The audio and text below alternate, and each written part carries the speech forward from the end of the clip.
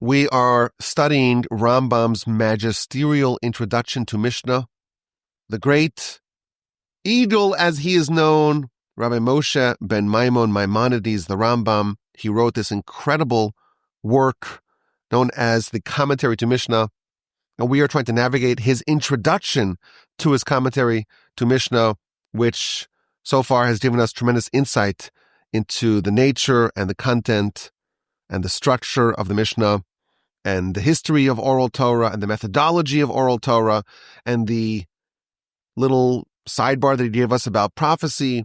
And then last time we learned about the composition of oral Torah, the 5 different components of the oral Torah, and how dispute fits into it, and how halacha lemoshe misinai, the laws that are given to us from Moshe at Sinai, how they fit into it, where exactly you will find dispute, where you will not find dispute, and so on. Now we understand what is included in the Mishnah. In the next section, he goes through all the books of the Mishnah and explains the organization and the sequencing of these books. This will, I think, provide us a tremendous insight, a little window into an enormous corpus of literature, the Mishnah. It will take us a long time to study all of Mishnah together, but this is an opportunity for us to get a little snapshot, a little overview of this incredible and canonical corpus of oral Torah. So the Rambam tells us that when the organizer, the architect of the Mishnah, namely Rabbi Judah the Prince, when he decided to indeed codify the Mishnah, he decided to divide it up into 6 general sections, known as the Shisha Sidarm, the 6 orders. Perhaps you have heard the term Shas. The word Shas, which means all of Talmud or all of Mishnah, it actually is an acronym, Shisha Sidarm, 6 orders, the 6 general sections of the oral Torah of the Mishnah. The first section are laws that relate to things that grow from the ground, agricultural laws, laws of Shemitah, Arla, Teruma, the various different tithes, the tithe to the Kohen, the Truma, the tithe to the Levite, the Meiser, and so on. The next section is all the laws that relate to time. So the festivals, the Shabbos, and so on, what's permitted, what's forbidden, what's prohibited on these days. So Shabbos and Passover, Rosh Hashanah, Yom Kippur, each one has their own book, the book of Sukkah, and so on. That is the next section, section number 2. The third section are all the laws that relate to marriage. And that includes the Levirate marriage and the laws of marital contracts and the effectuation of marriage, Kedushin, and the dissolution of marriage, i.e. divorce and so on. That's the third section of laws. The fourth section is known as Nizikin, which is laws of interpersonal commerce, damages, partnerships, and so on, ownership of land. That's the fourth section. The fifth is sacrifices, all the many laws of sacrifices. And finally, the sixth order, that is the laws of purity and its opposite. He doesn't want to say the word impurity. He just says purity and the thing which is not purity, and we know what that means. That means impurity. So 6 orders, 6 sections, Shisha, which means 6, Shisha Sidarim. The first Seder, the first order is Ziraim, agriculture. The next one is Moed, which means time. The third one is Nashim, which means women, marriage. The fourth one is Nizit, which means damages. The fifth one is Kachim, which means holies or sacrifices. And finally, Taharos, which means purities. Now, the Rambam himself, throughout all of his writings, is renowned for his extreme precision, both in language and in structure and organization. So all students of the Rambam know that if he places a law that seems out of place, the location and the sequencing of a given law will reveal to you a lot of the nature and the essence of said law. So the students of the Rambam can derive a lot of information, a lot of insight from just the placement of a given law. It's always going to be extraordinarily well organized. And he himself is doing that sort of treatment for this enormous body of the Mishnah. in his introduction to the Mishnah, he's going to give us a masterclass of the precision and the wisdom behind the order and the structure and the sequencing of these various orders, these various sections. And even within these 6 sections are going to be laws organized as books, as mesechtas, as tractates, and divided up into chapters and divided up into subchapters into individual laws or mishnahs. Why is the first order agriculture, planting? Well, he explains that these laws relate to food, and all living things need food.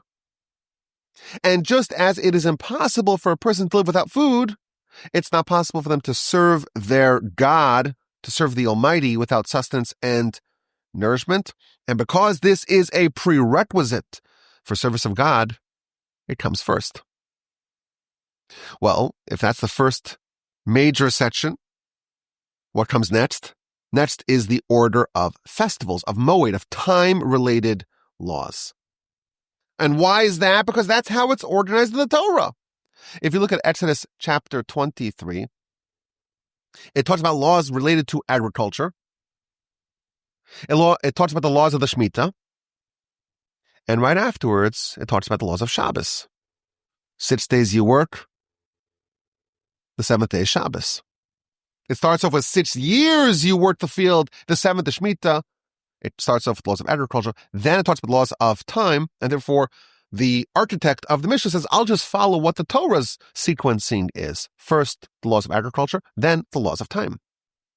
Well, using that same methodology, the architect of the Mishnah said, well, the order of women, of marriage, that follows in the sequencing of the Torah.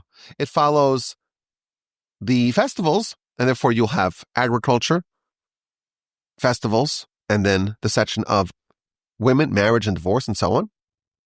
Followed by the order of the Torah, which is damages and interpersonal commerce, business, and partnership. Now, the last 2 of the sections of the orders don't appear in the book of Exodus.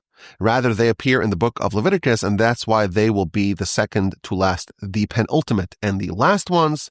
And if you look at Leviticus, first it talks about sacrifices, then it talks about purity and impurity, and therefore first the architect of the Mishnah organized the order of kachim, which is the order of sacrifices, of holies, and then there is taharos, which is the order of purity and its opposite.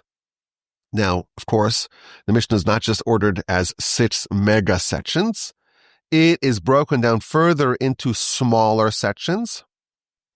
Each one of these 6 main subjects has many details, and all laws of a general concept are going to be included in one book known as a masechta. In English, I think it's called a tractate. It's a book. And then he organized it further. Not just a book, but a book broken down into chapters where details, similar details of a different concept, are bunched into chapters. And then it is further organized into smaller and more digestible laws. He calls it a halacha. It's commonly known as a Mishnah. So that's the general picture of the Mishnah. All of oral Torah. Again, the 5 different components that we learned last time are all divided up in this mega project known as the Mishnah. Now, in these 6 sessions, we have around 60 books. It depends exactly how you count. And even they are specifically ordered. So if you zoom in on the first order, that of Zeraim, of agriculture, agrarian laws, you'll have 11 books and a very specific order. Why is that order thus done? Now, before we go through the order, I want to very briefly give a little overview in each one of these books. We have 11 books. In this first order, this first section on Zeraim, agriculture, and the first book of the first section, meaning the opening book of the codification of oral Torah, is the book of Brachos. Brachos means blessings. This project begins with blessings. Now, what is a blessing? A blessing is something that you say that has the words Baruch Atah Hashem, blessed are you, God. And a blessing will either begin or end, or begin and end with that specific formulation. Now, there are different types of blessings. Of course, we know. Before you eat something, before you drink something, before you enjoy some of God's gifts, you say a blessing. You say a blessing before you eat, before you drink, and after you eat, and after you drink. Birchas hanenim. There are blessings that you say before you perform a mitzvah, before you affix a mezuzah on your doorpost, before you wrap tefillin, before you shake the lulav. There is a blessing that you say. That's a second category, known as Birchas HaMitzvos. And finally, prayer. Much of prayer, of course, is in the form of blessings. You praise God, you thank God, you ask God to fulfill your needs, and there's also a final section, that of blessings for awe-inspiring experiences. That's what blessings is, the first book. Now, you open up the book, it begins with the laws of Shema. What's the Shema? Shema, of course, is 3 paragraphs in the Torah. 2 from the book of Devarim, 1 from the book of Bamidbar. And this is a biblical obligation to recite this twice a day. Once in the morning and once at night. Now, because this is a mitzvah, there are also blessings associated with that mitzvah, as is true with many mitzvahs. Many mitzvahs, you have a blessing that is associated with it. So if you look at the morning prayer book, and you'll see the Shema, and you'll see blessings before it and blessings after it, both by day and by night. So the book is blessings, and you're going to talk about, of course, the blessings of the Shema, but it makes sense to talk about the Shema itself before you talk about the blessings of the Shema. And that's why the first subject addressed in the Mishnah, in the canonization of the oral Torah, is that of the Shema and its blessings. And then there's the Amidah prayer, which is the central component of prayer. And that is, of course, the 18/19 blessings. There is a requirement to pray every day. And in antiquity, for the first almost 1,000 years, after the nation received the Torah at Sinai, there wasn't a specific text that everyone said. Every person was allowed to ad-lib, pray, talk to God. And that's, of course, the heart of prayer, the essence of prayer. But when the era of prophecy was waning, there was a decision by the last of the prophets, the men of the great assembly, to codify and to canonize the authoritative and universal text of prayer. And that's known as the Shemona Esrei, the 18 benedictions of prayer. Now, about 500 years later, there was a 19th blessing that was added, the Birchas Aminim, which means the blessing of the apostates, of the heretics. It was a way to weed out, to ferret out heretics and apostates in our midst. We asked them to pray, and there's a blessing of cursing the heretics. If they're not willing to say that prayer, maybe they should be suspected. This is the Amidah prayer, 18/19 blessings. It's recited 3 times a day, morning, afternoon, and evening. Why is it morning, afternoon, evening? It's either corresponding to Abraham, Isaac, and Jacob, or it's corresponding to the daily Tamid sacrifice offerings. There was a morning sacrifice, Tamid, a communal offering of the sacrifice. And that corresponds to Shachris. There's the afternoon sacrifice, and that corresponds to Mincha. And then there's the evening processing of the sacrifices, and that corresponds to the evening prayer. Now, of course, on festivals, on special days, there are extra sacrifices that are offered, extra communal sacrifices that are offered, and therefore there's the extra prayer that corresponds to that, the Musaf prayer. Next is the blessings on food and drink. And this is not generic blessings. In fact, there are 6 different food categories. And each one has a different blessing for what you say before you consume that food or drink. And there are 3 different types of blessings that come after eating, again, depending on the type and the volume of what you ate/drank. If someone experiences something awesome, there are various blessings to say, like a meteor, an earthquake, thunder and lightning, and so on, a great sea, a great mountain, a place where miracles were performed for our antecedents. There are various different blessings that apply in these situations. These are opportunities to recognize the Almighty's dominion and supremacy and power, and a blessing to appreciate them was instituted. It is noteworthy that the lion's share of blessings that we say and that are included in this book are actually of rabbinic origin. Prayer is not necessarily structured as blessings. So even though there is a biblical requirement to pray every day, at least according to some opinions, the nature of that prayer is not necessarily that of blessing. There's only one blessing that is of biblical origin that was not instituted and codified by the rabbis, and that is a blessing after a bread meal, after a sustaining meal, v'achalta, v'savata, uvarachta. When you eat and you are satiated, then you must bless. That is a verse in Scripture, and that is the only biblical prayer. That's the first book of the first order of the Mishnah. The next book is known as Peah. Peah means like a corner or an edge of the field. This refers to the mitzvah to give some of your produce, your crops, to the poor. Specifically, Leviticus chapter 19 tells us, you leave the corner of the field for the poor. And that's only one of the gifts that are given to the poor. The edge of the field, which is unharvested and is given to the poor to collect. How much, of course? How much must be left unharvested? The Torah does not say. The rabbinical minimum established is a 60th of the crop. And this applies to all crops, not only the 7 special species that the land of Israel is praised with. And that's one category of law that is discussed in this book. There are other types of gifts given to the poor. The idea of leket. Leket refers to stalks that fall down when the farmer is harvesting his grain.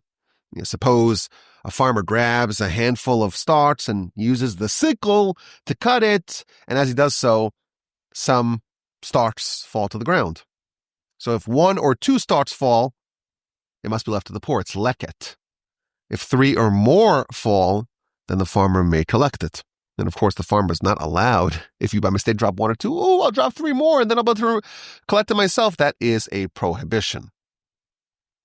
Now, where does this apply to? This applies to grain, to legumes, but not to fruit trees. And there's another gift of the poor known as shikha, which means forgetfulness. If a farmer forgets a bundle of produce in the field, or if there's some produce that the harvester overlooked, forgot to cut, those 2 forgotten harvests are left for the poor.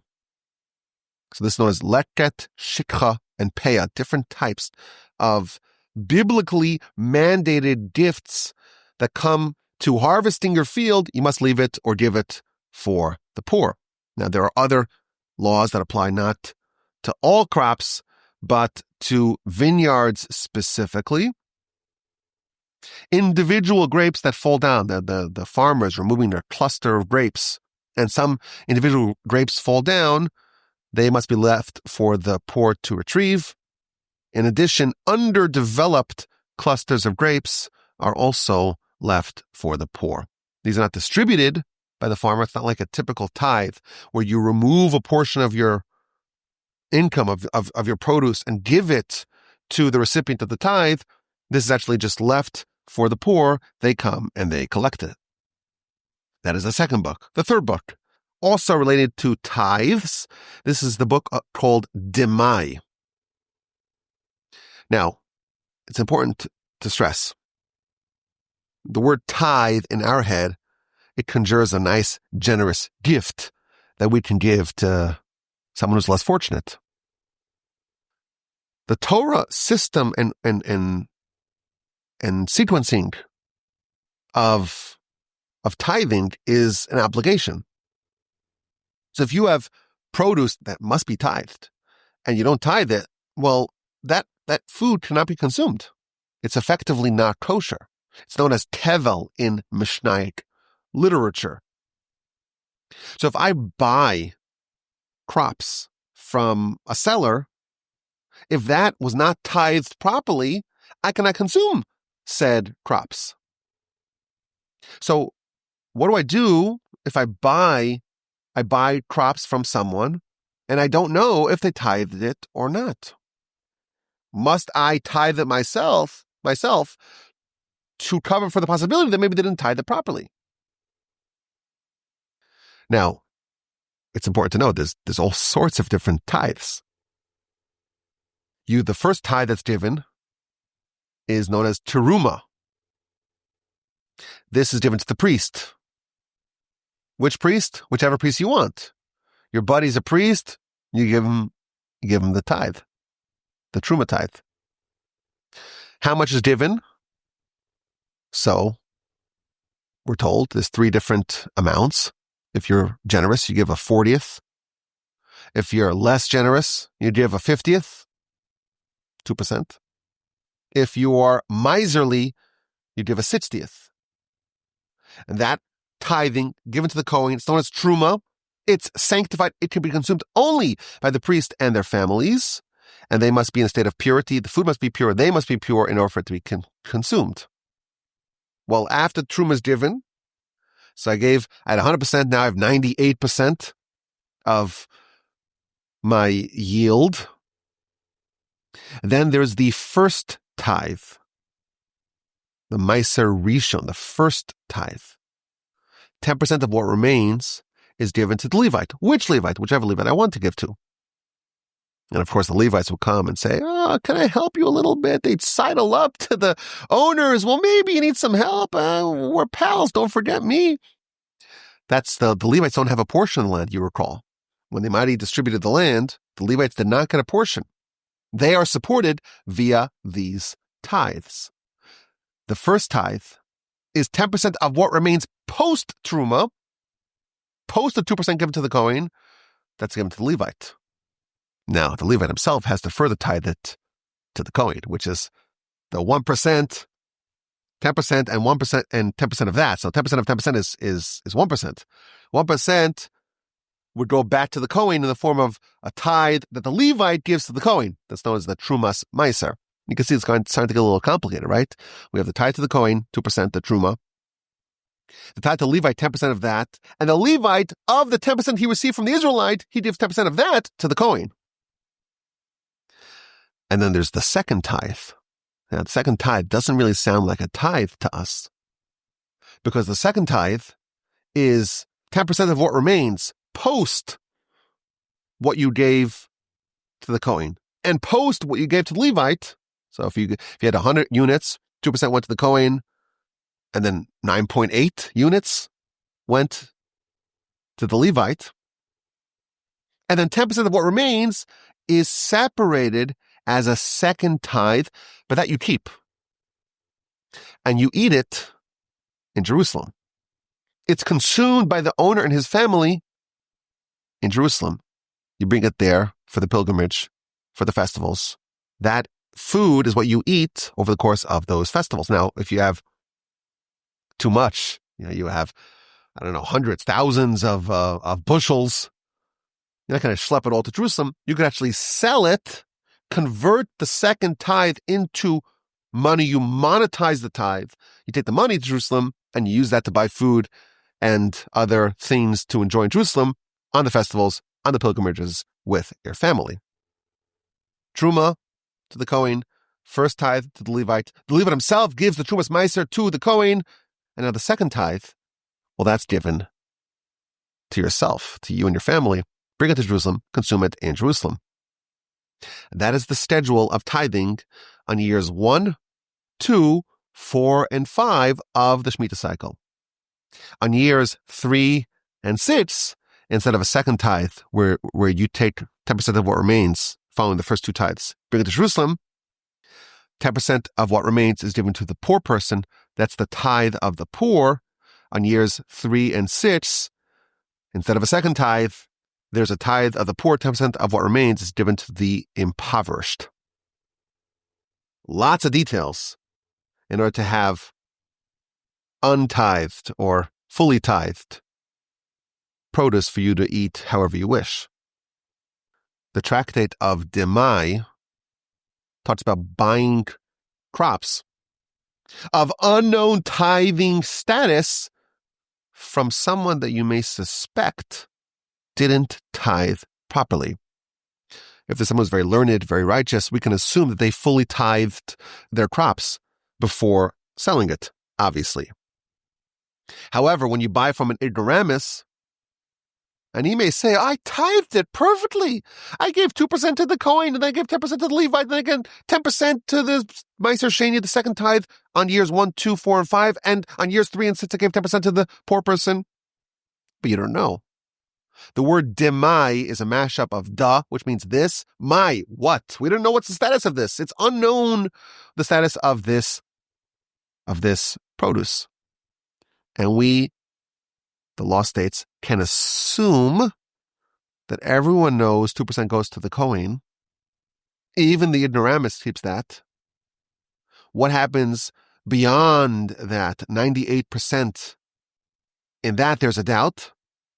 And therefore there are the laws of Demai as detailed in the book of Demai, what to do and how to ensure that in the event that it was not tithed, you can separate the tithe, not necessarily give it, but you do an act of tithing, and that's how you discharge your responsibility as the purchaser of crops of unknown tithing status. And there's a little bit of a cool insight. If you're a Levite, you want your 10%. That's owed to you by right. So you can come to the person and say, well, you bought this from the ignoramus. Ignoramus didn't give 10%. Now, we don't know if he did or if he didn't, right? If we knew for sure, then it's not Demai, it's Tevel. But we don't know for sure. So the Levite would say, well, I want 10% because he didn't tithe it. You could tell the Levite, well, I don't know if he tithed it, but maybe he did. You're coming to extract 10% of my product. You have to prove that he didn't tithe it. And because the obligation, the onus, is on the person who's coming to extract, not from the person who is the current holder of these 10%, of this 10% of would-be tithes, therefore you actually just separate it, but you could keep it unless the Levite or any Levite can prove, which of course they can't, but can prove that this was untithed. That is the subject of the book of Demai.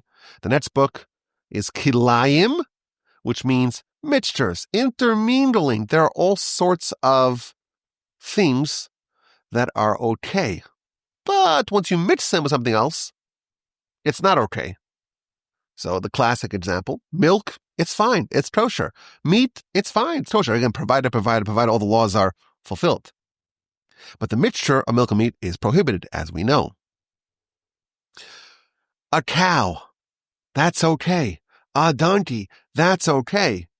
You cannot, however, put them both under a yoke and have them plow the field together. You cannot have animals of different species plow a field together. It's okay to own a horse. It's okay to own a donkey. It's prohibited to mate these two together to produce a mule. A wool garment, perfectly fine. Very handsome, very dapper. A linen garment, amazing, very cool and breathable. Of course, there's shatnez, kilayim, when there's a mixture of the two. Planting seeds is encouraged. Planting wheat and barley and so on, all encouraged. However, you cannot mix and graft different species into each other, different grains into each other. You can't graft different species of plant onto another. You can't plant different grains, different vegetables, the seeds together where it creates some sort of hybrid, some sort of chimera. Now, all the laws of mixture are effectively in one verse, 19:19 of Leviticus. Your animal, you shall not mate, kilayim, meaning a mixture. Your field, you should not plant, kilayim, a mixture. A garment of shatnez, mixture you should not make. This idea of different things that cannot be mixed together. Now we have one verse in Scripture, and typically, or as can be typical, we have a whole book of Mishnah that you can spend a lot of time studying, the book of Kilayim, the book of laws of mixtures. Now, interestingly, even though we talked about milk and meat, it's not really considered Kilayim. That is found later on in other tractates, specifically that of Chulin, which is much later on in the order of holies of Kachim. Now, of course, there are many details, but like the distance that has to be placed between different species. What about the result? If you graft and create some new, or someone else does it, someone else creates a new fruit or a new vegetable that's a mixture of two different vegetables, even though you're not allowed to do it, that product is not necessarily prohibited. So mixing animals, mixing fabrics, mixing different species, working with different species, that is the subject of the book of Kilayim. Next is the book of Shavias, which means the seventh year, the Shemitah year. On the seventh year, we cannot do any work in the field. We must allow the land to lie fallow. We cannot do any business with the crops of the seventh year. And of course, this book details all the laws. It's, as you would expect, to be quite voluminous. What's biblically prohibited, what's rabbinically prohibited, as we mentioned, there are rabbinic edicts and decrees that are there to reinforce a Torah law. So even though there are some things that would be permitted from a biblical standpoint to do on the seventh year, those things may be forbidden by rabbinic edict. So watering plants, clearing fields, the rabbis prohibited anything that would improve the land or the plants, but anything which just maintains its health and ensures that it does not regress, that would not be included in the rabbinic edicts. Interestingly, although the laws of Shemitah apply on the seventh year, it can actually apply on the sixth year as well. You must stop doing work before the seventh year commences. And specifically, any work done to a field that will no longer benefit that year's products, it's just preparation for the next year, that's already prohibited in year 6. So Passover time of year 6, well, that year's crops are already done. Any work done now in the field is preparation for for year 7, that would be prohibited. And of course, a fruit field and an ordinary field will be different. All sorts of other laws. You must abandon the Shemitah crop. You cannot put a lock on your gate or block public access to your field. The doors must be open to anyone to come and to take what they want. Of course, you as the owner can also take what you want, but you cannot hold it all to yourself. The product of year 7 is sacred and it can be eaten, but it cannot be wasted. It cannot be used for commerce. You must remove from your house any species that's no longer plentiful in the field. Meaning, if it's no longer out in the field, you cannot keep it and harbor it in your house. And finally, there's one more law that is relevant to year 7, the nullification of personal loans. We mentioned this very briefly last time. There is the institution of the pruzbol. Pruzbol is a halachic device where a person takes a loan and gives it to someone else to be like the steward of it, to oversee it. So personal loans are annulled at the end of the Shemitah year, but loans, let's say, that are owed to the court, well, those are not annulled. Just like you can't, discharge student loans by personal bankruptcy. Just it's owned by the government. It doesn't work with the same rules as other loans.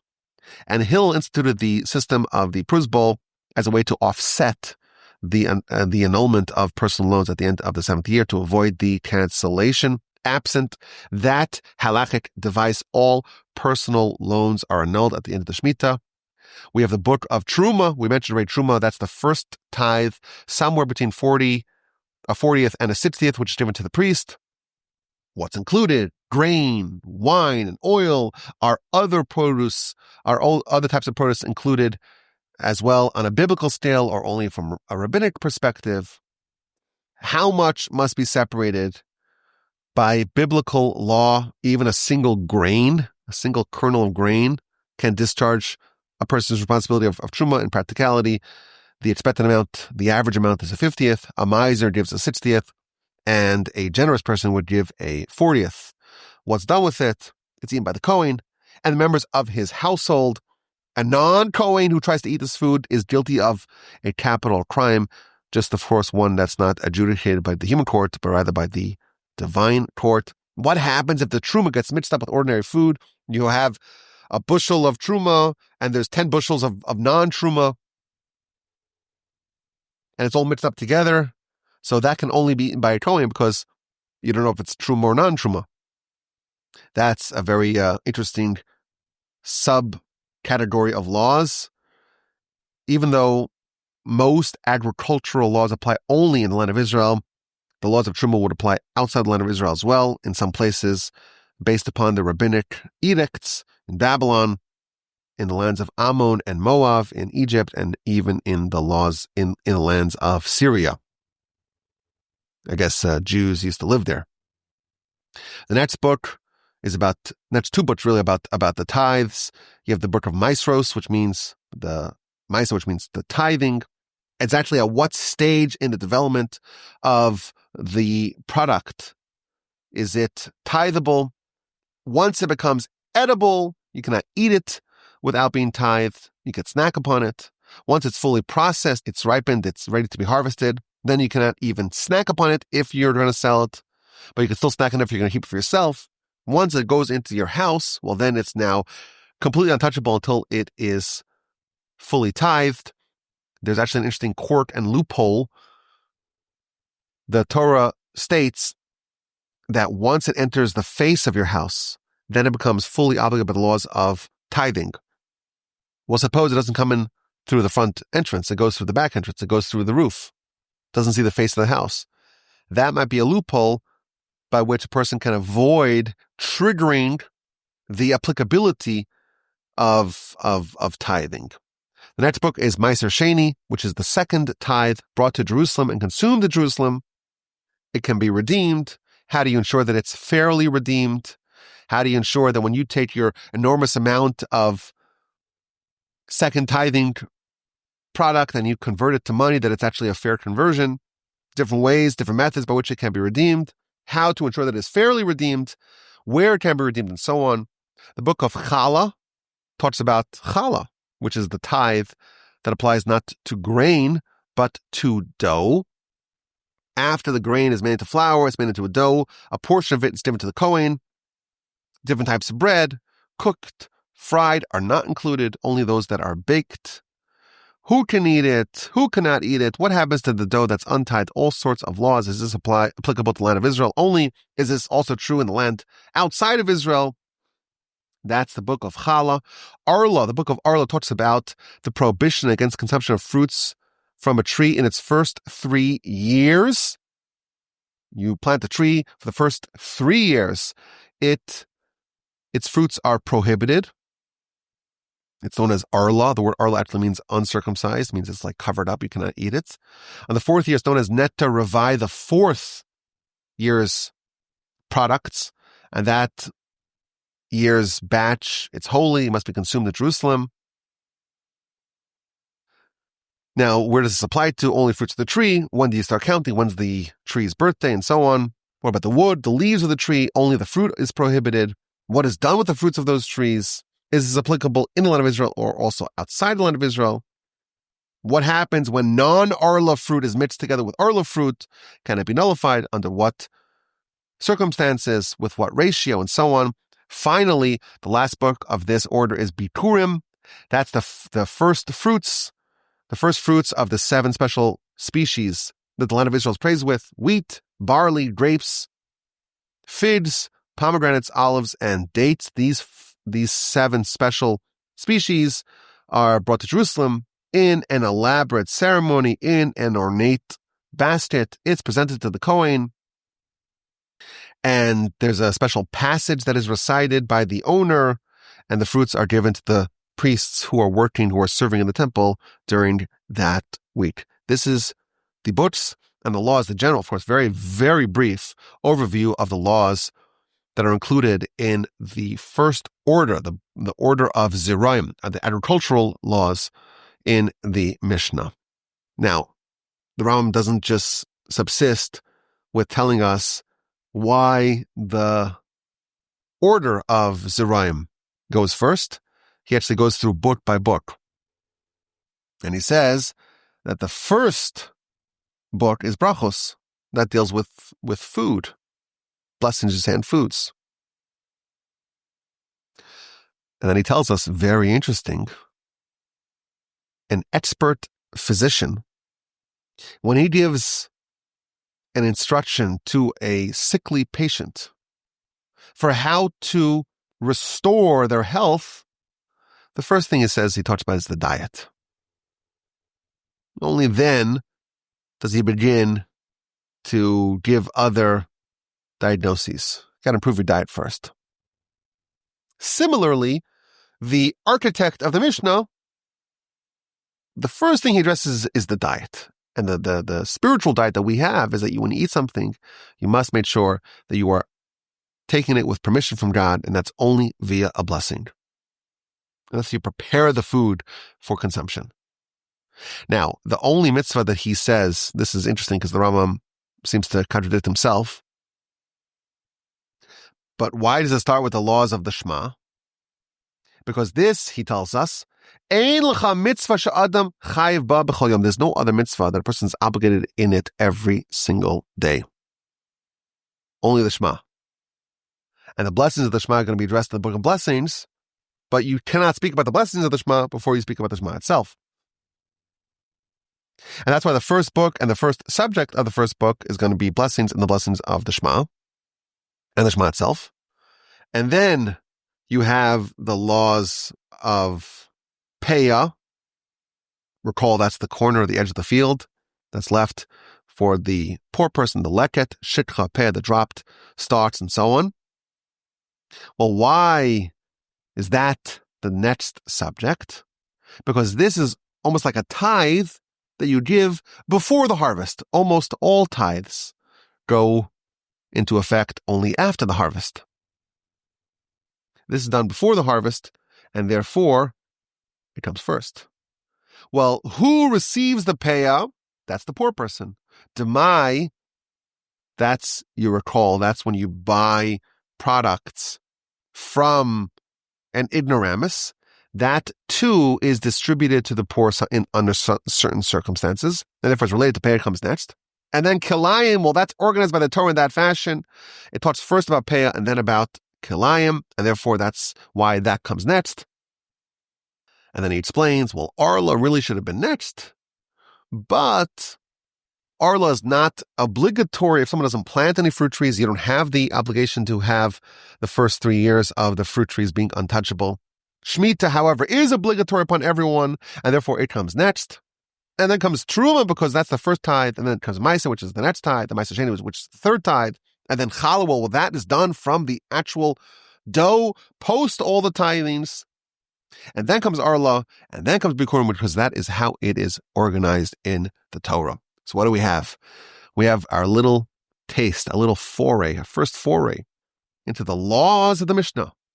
In the Rambam's introduction to the Mishnah, he tells us what the Mishnah is composed of, what are the components, what are the laws that were gathered and organized with great precision in the first codification of the oral Torah in the Mishnah. And we have the first section, 6 sections in total. The first order is that of Zeraim, which is agricultural laws.